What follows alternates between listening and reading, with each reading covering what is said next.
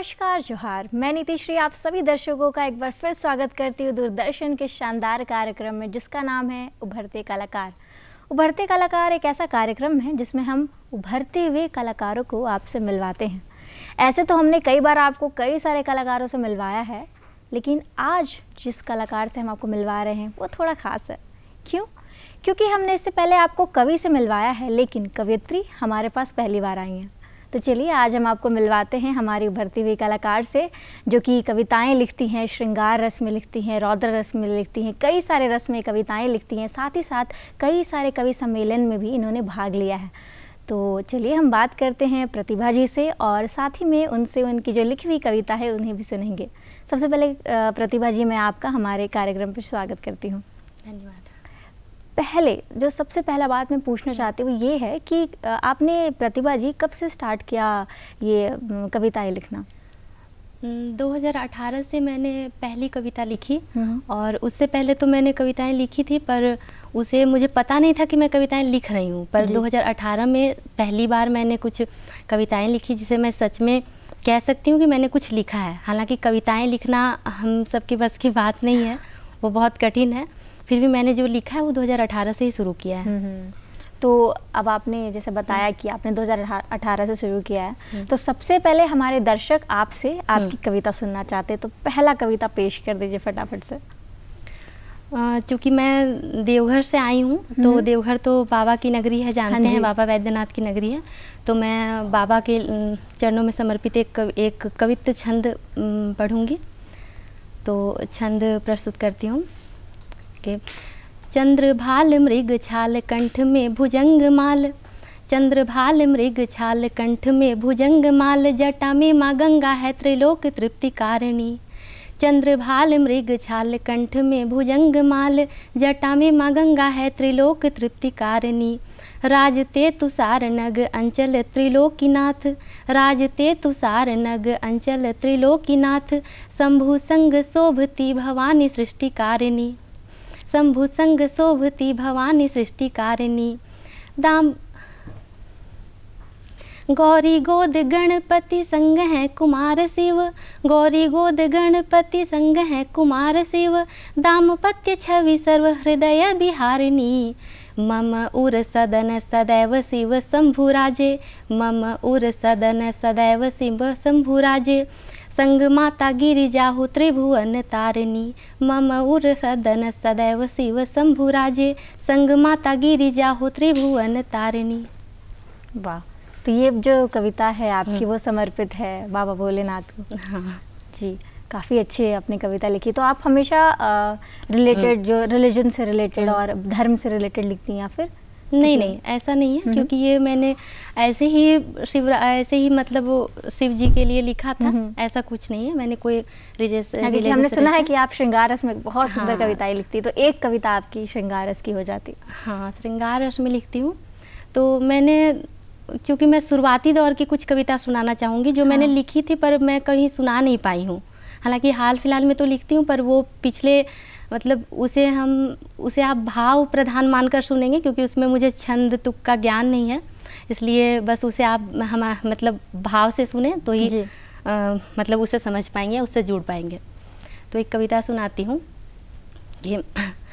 कभी ये चांद भी मेरे हृदय आंगन में आया था, कभी ये चांद भी मेरे हृदय आंगन में आया था, बिछाकर चांदनी अपनी हृदय में प्रीत लाया था, बिछाकर चांदनी अपनी हृदय में प्रीत लाया था।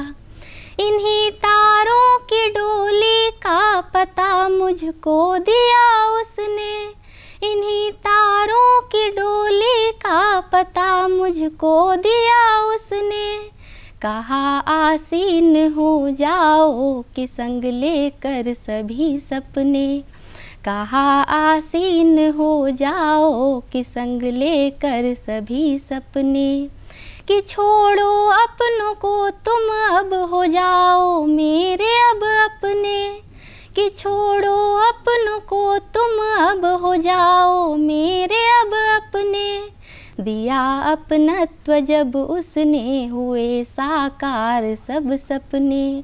दिया अपनत्व जब उसने, हुए साकार सब सपने। बिठा तारों की पलकों में, फलक मुझको घुमाया था। कभी ये चांद भी मेरे हृदय आंगन में आया था। मेरे नैनों में छाई थी बहारों की छटा सुंदर। मेरे नैनों में छाई थी बहारों की छटा सुंदर। कि तब ये फूल हंसते थे अली सानिध्य को पाकर। मेरी सांसें समीरों से सुगंधी चूम लेती थी। कि पाकर प्रेम भंवरों का कली भी झूम लेती थी। कि तब ये भानु किरणों का धरा पर जोत लाया था।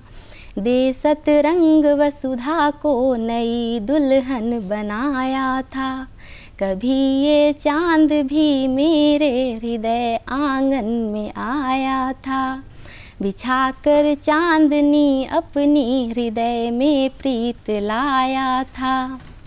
हुई थी जग से बेगानी, बनी जब उनकी मैं रानी। हुई थी जग से बेगानी, बनी जब उनकी मैं रानी।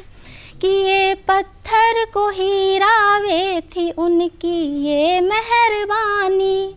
कि ये पत्थर को हीरा वे थी उनकी ये मेहरबानी। हुई प्रतिकूल ये दुनिया की थी अनुकूल मैं उनकी। हुई प्रतिकूल ये दुनिया थी जब अनुकूल मैं उनकी। लगी थी शूल ये दुनिया की थी जब फूल मैं उनकी। दे अमृतमयी आभा वो नव निर्जा खिलाया था। कभी ये चांद भी मेरे हृदय आंगन में आया था। बिछाकर चांदनी अपनी हृदय में प्रीत लाया था। वाह क्या बात है। आपने ये कविता को जिस तरीके से गाया है, मतलब लोग कविताएं तो लिख देते हैं लेकिन उसे प्रस्तुत करने का जो एक तरीका होता है वो आई थिंक आपका बहुत अच्छा है। आप गाना भी क्यों नहीं ट्राई करती हैं? बहुत अच्छा गाना गाएंगी मेरे हिसाब से। हाँ, मैं खुद की लिखी हुई कविताएं, मतलब गीत, इसे आप गीत ही कह सकते हैं, इसे गाती हूँ और खुद का तरन्नुम में गाती हूँ क्योंकि मुझे गीत लिखना ज़्यादा पसंद है। वैसे मैंने मुक्तक कई लिखे हैं, कुछ गज़ल भी लिखे हैं, उसके मतलब कुछ शेर वगैरह भी लिखती हूँ, पर ज़्यादा पसंद मुझे गीत लिखना है। इसके पीछे कोई खास वजह?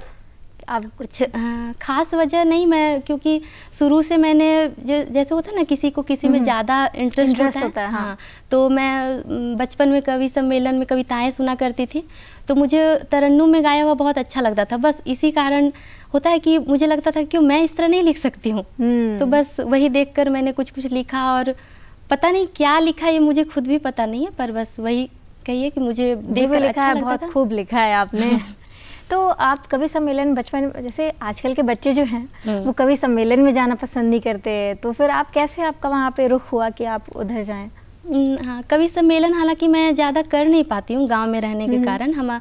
मैं गांव में रहती हूँ, आपको बताया मैं देवघर से हूँ। देवघर से अंदर 40 किलोमीटर अंदर और मेरा गाँव है। मेरे गांव का नाम है धौनी, और बाबा सोमेश्वर नाथ का एक मंदिर है वहाँ पे, जी प्रसिद्ध मंदिर भी है। तो वहाँ बहुत अंदर मेरा गांव है, क्योंकि शहर से बहुत दूर है, तो बहुत सारे प्रोग्राम हो मिलने के बावजूद भी मैं आ नहीं पाती हूँ।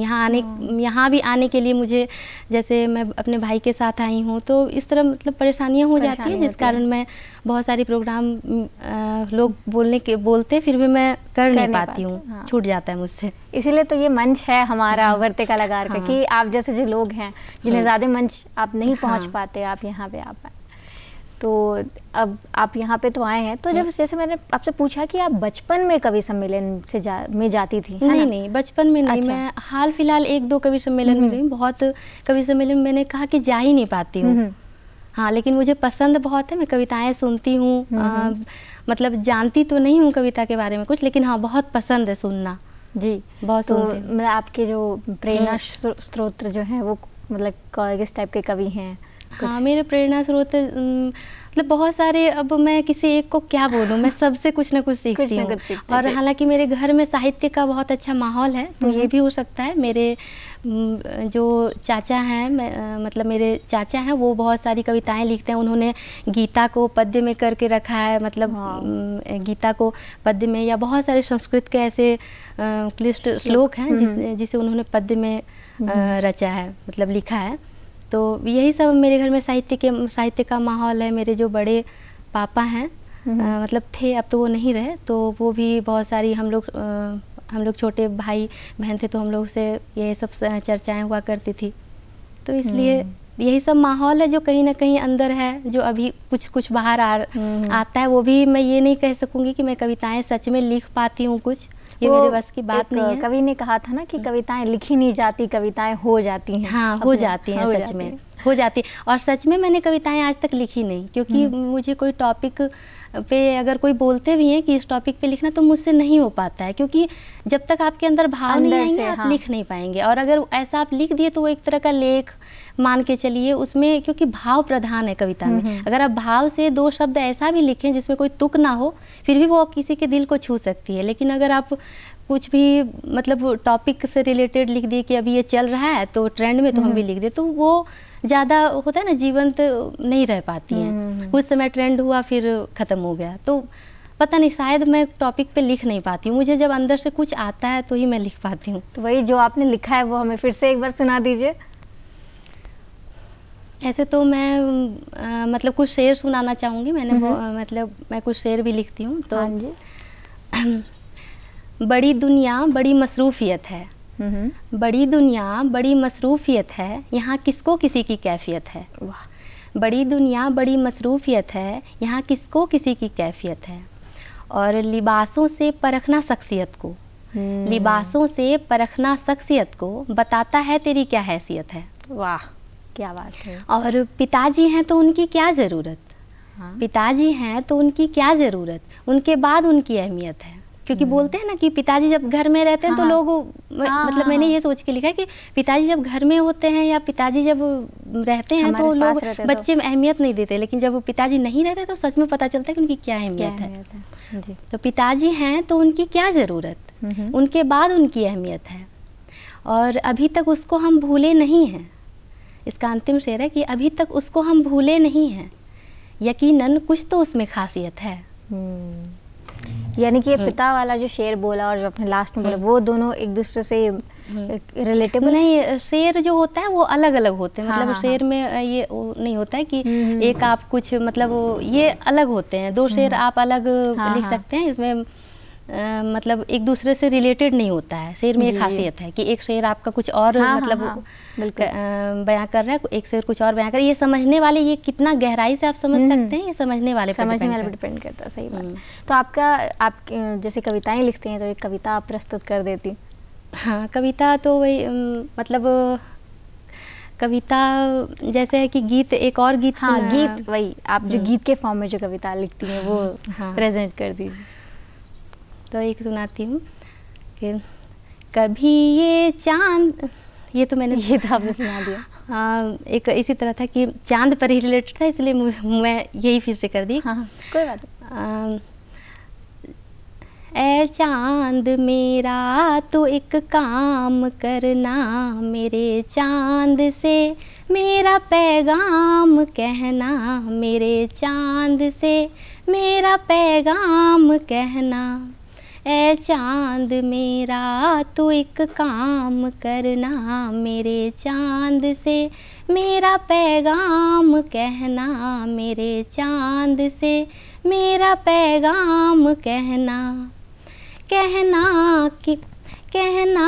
कि उन बिन तरसती है आँखें, कहना कि उन बिन तरसती है आँखें, कहना कि उन बिन है बोझिल ये सांसें, कहना कि उन बिन है बोझिल ये सांसें, कहना कि उन बिन ये पल 100 जन्म है, कहना कि जहमत में उनकी सनम है। जहमत मतलब होता है कष्ट या तकलीफ। हाँ जी। तो कहना कि ज़हमत में उनकी सनम है, उन्हें मुंतज़र आँखों का हाल कहना, मेरे चाँद से मेरा पैगाम कहना, मेरे चाँद से मेरा पैगाम कहना। कहना कि सांसों को वो लाज़मी है, कहना कि सांसों को वो लाज़मी है, कि सब पास है फिर भी उनकी कमी है, कि सब पास है फिर भी उनकी कमी है। वो है आसमां दिल हमारा जमी है, उसी अब्र गम से ये चश्मे नमी है, उसी अब्र गम से ये चश्मे नमी है। उन बिन मेरा है बुरा हाल कहना, मेरे चाँद से मेरा पैगाम कहना, मेरे चाँद से मेरा पैगाम कहना। अब जो चांद जो है आप उसको बहुत यूज़ करते हैं, क्या कुछ खास बात है चांद के पीछे? नहीं, कोई राज है? नहीं, कोई खास बात नहीं है। होता है कि कभी कभी मतलब वो आ जाता है, ये मैं खुद नहीं बता सकती हूँ कि कैसे आता है, पर भैया कोई इसमें खास वजह तो नहीं बता सकती हूँ, लेकिन हाँ इसका प्रयोग मैंने बहुत जगह किया है।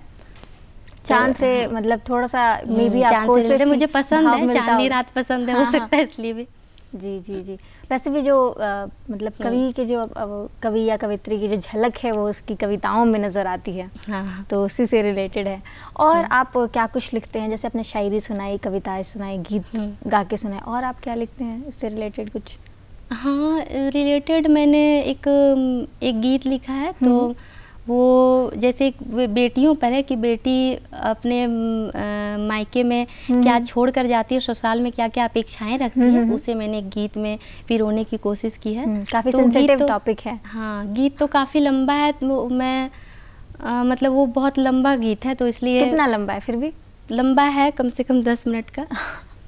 तो फिर भी थोड़ा बहुत उससे थोड़ा सुना दीजिए, क्योंकि टॉपिक बहुत इंटरेस्टिंग लग रहा है आपका। हाँ, तो इसका एक मतलब एक तो स्टेंजा में सुनाती हूँ, क्योंकि वही है गीत की बहुत लंबा है। तो है कि गीत था कि एक मिनट, मुझे थोड़ा सा याद करना, बहुत कुछ है ना, इसीलिए। हाँ बिल्कुल बिल्कुल। अचानक से अभी मतलब कोई बात नहीं, तब तक आप कुछ और अपना शेर कुछ आपने लिखा है वो सुना दीजिए, फिर जैसे ही आपको याद आएगा आप इस पे आ जाइएगा।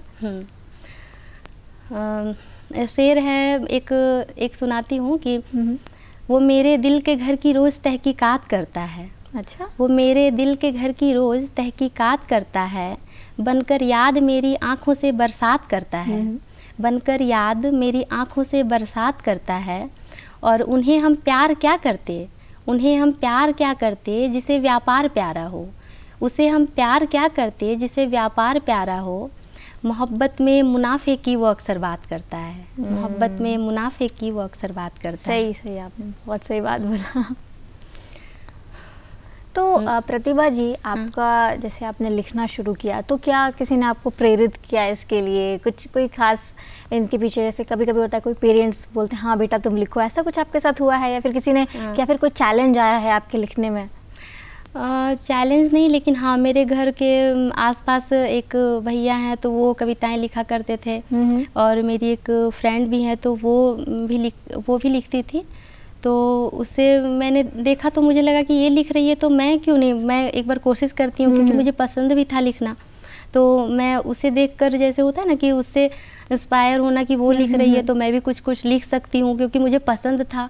तो इसलिए मैंने कुछ लिखना शुरू किया। तो मुझे लगा कि नहीं तो मैं लिखती थी, तो अपने भाई, मेरा छोटा भाई है उज्जवल, तो वो भी बहुत अच्छा, वो तो मुझसे पहले से लिखता है, वो बहुत अच्छा कविता लिखता है। तो मैंने उससे सुनाया, तो वो बोला नहीं दीदी बहुत अच्छा है। तो धीरे धीरे जैसे होता है, मैं कुछ भी लिखती हूँ तो भाई को सुनाती हूँ, तो वो भी कुछ लिखता है, मुझे सुनाता है। तो इस तरह हम लोग लिखना शुरू किए। तो वो हमें हमेशा बोलता था कि दीदी बहुत अच्छा है, तुम लिखो, तुम बहुत आगे जाओगी, लिखो लिखो। तो वो हमेशा होता है एक तरह से मुझे प्रेरित करता था लिखने के लिए। और इसी तरह कुछ कवि सम्मेलन वगैरह सुन के, यही सब से मुझे बस ये, हाँ जिसको करना होता है वो कहीं से भी मोटिवेशन ले लेता है। हाँ, तो सही बात है। तो अभी आप नेक्स्ट जो है हमारे दर्शकों को क्या सुनाना चाहेंगे? नेक्स्ट एक पिता पे एक लिखी थी 4 पंक्ति है कि पिता का मान है, सम्मान है, पहचान है बेटी। हाँ। पिता का मान है, सम्मान है, पहचान है बेटी। पिता के आसमानी ख्वाब का अरमान है बेटी। पिता के आसमानी ख्वाब का अरमान है बेटी। और ये धड़कन प्राण सूचक हैं, ये तो सब जानते हैं पर। ये धड़कन प्राण सूचक हैं, ये तो सब जानते हैं पर। पिता के धड़कनों में भी थिरकती प्राण है बेटी। पिता के धड़कनों में भी थिरकती प्राण है बेटी। बहुत खूब, बहुत खूब आपने लिखा है। आपके पापा देखेंगे तो बहुत अच्छा उनको फील होगा। और जो आपने बताया था, आपने कहा था कि आपने एक माँ के ऊपर लिखा है। हाँ, माँ के ऊपर मैंने लिखा है। तो ये मतलब मेरी माँ नहीं है। मेरी माँ 2018 में मतलब सच कहें तो उसके बाद ही मैंने कविताएं लिखना शुरू की है। अच्छा। तो मेरी माँ 2018 में मेरी माँ नहीं रही, तो उसमें मैंने माँ के ऊपर लिखा था। तो ये कविता दरअसल बहुत मतलब मार्मिक है। ये वही लोग समझ सकते हैं जिसकी माँ नहीं है। तो ये मैंने आज तक कभी किसी को नहीं सुनाया। हो सकता है कि आज आप बोल रहे हैं तो हाँ, इसी मंच से लोग सुने। और ये बस मैंने कहा कि वही समझ सकते हैं जिनकी माँ नहीं है। तो माँ के ऊपर लिखा था कि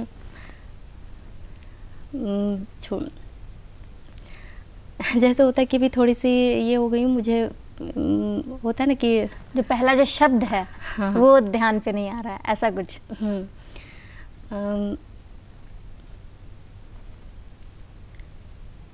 छुड़ाई क्यों? कोई बात नहीं है, लगता है कि आप भाव विभोर हो चुकी हैं। ऐसा टॉपिक ही है कि माँ की बात ही ऐसी है कि हो सकता है। कोई बात नहीं, आप कुछ और बता रहे थे श्रृंगार रस से रिलेटेड, और आपने कुछ लिखा होगा तो वो चीज़ आप सुना दीजिए। दरअसल ये माँ वाली कविता है, तो मुझे लग रहा है कि ये सुनाना चाहिए कि थोड़ा सा मुझे टाइम दीजिए। आराम से। छुड़ाई क्यों आंचल तुम आए इतना कह दे। हाँ। मेरे प्यासे दृग को दरस अपनी दे दे, छुड़ाई क्यों आंचल तुम इतना कह दे। मेरे प्यासे दृग को दरस अपनी दे दे, छुड़ाई क्यों आंचल तुम इतना कह दे। तेरे एक झलक को तरसते हैं लोचन, तेरी याद भर लाती है ये विलोचन। तेरी याद भर लाती है ये विलोचन। तुम सम ना है माँ कोई कहीं ना, तेरे बिन जगत का है हर को ना सूना। तुम सम ना है माँ कोई कहीं ना, तेरे बिन जगत का है हर को ना सूना। है ज्ञात मुझको तू रहती कहाँ है, मेरी किंतु दृष्टि न जाती वहाँ है। मेरे प्यासे दृग को दरस अपनी दे दे, छुड़ाई क्यों आंचल तुम इतना कह दे। इसी नभ पे माता है आवास तेरा, अमीय बन बरसता है आशीष तेरा। इसी नभ पे माता है आवास तेरा, अमीय बन बरसता है आशीष तेरा। मेरे प्यासे दृग को दरस अपनी दे दे, छुड़ाई क्यों आंचल तुम इतना कह दे। मेरे प्यासे दृग को दरस अपनी दे दे, छुड़ाई क्यों आंचल तुम इतना कह दे। ये कविता कुछ लंबी है और तो मैं बस बहुत ज़्यादा नहीं ठीक है।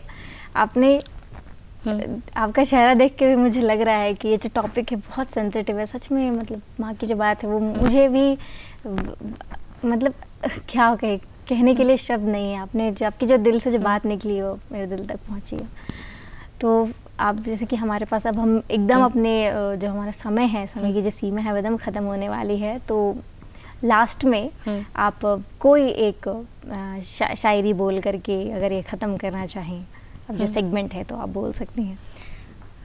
क्योंकि मुझे हिंदी में मैं तो बहुत जानती नहीं हूँ, लेकिन मुझे हिंदी विषय बहुत पसंद है, तो मैंने हिंदी विषय पे कुछ लिखा है कि विचारों की सरल अभिव्यंजना का सार है हिंदी, विचारों की सरल अभिव्यंजना का सार है हिंदी, त्रिसित भाषाओं की तृप्ति को अविरल धार है हिंदी, और जो शीतल शब्द से अंतस के छाले को मिटा देती, जो शीतल शब्द से अंतस के छाले को मिटा देती, हाँ ऐसी वांग्यमय सुंदर कुशल व्यवहार है हिंदी, हाँ ऐसी वांग्यमय सुंदर कुशल व्यवहार है हिंदी। बहुत खूब प्रतिभा जी, सबसे पहले तो धन्यवाद, आप हमारे कार्यक्रम में आई हैं और हमारी जो पूरी टीम है वो आशा करती है कि आपका जो भविष्य होगा उज्जवल होगा, और आपके जैसे कलाकारों की हमारे देश को और हमारे राज्य को बहुत ज़रूरत है, तो धन्यवाद। तो दर्शकों, आज आपने देखा और आप मिले प्रतिभा जी से, इनकी जो कविताएं हैं, इनके गीत हैं, इसने मेरा दिल तो छू लिया है। मुझे लगता है कि आपका दिल भी इस सारी कविताओं ने छू लिया होगा। इनकी शेर व शायरी भी काफ़ी अच्छी रही है। तो हम ऐसे ही कलाकारों को हमेशा आपसे मिलवाते रहते हैं, कभी सिंगिंग के ज़रिए, कभी हम कवि को बुलाते हैं। ऐसे कई सारे कलाकारों को हम आपसे मिलवाते रहते हैं। अगर आपको ऐसे ही कार्यक्रम देखना पसंद है तो आप हमारे YouTube चैनल को भी सब्सक्राइब कर सकते हैं, क्योंकि वहाँ पर ऐसे कंटेंट हम डालते रहते हैं और हम आपको अगली बार भी मिलवाएंगे एक नए कलाकार से। तब तक के लिए आप हमारे साथ बने रहें। जोहार, नमस्कार, धन्यवाद।